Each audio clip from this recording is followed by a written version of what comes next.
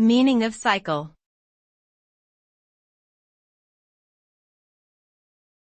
Cycle.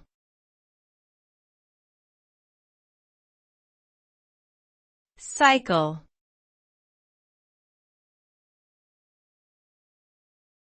Cycle.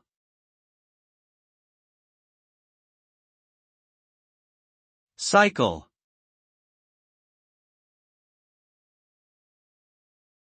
Cycle refers to a repeated sequence of events or actions that occur in a specific order. In scientific terms, it often describes a complete series of changes in a particular phenomenon. In everyday use, cycle can refer to a range of activities or processes that repeat regularly, such as the menstrual cycle or the business cycle. Cycles can be observed in nature, technology, and human behavior. Understanding cycles can help identify patterns and anticipate future events. Overall, cycle refers to a repetition of a sequence and can be applied in various contexts to describe and analyze phenomena.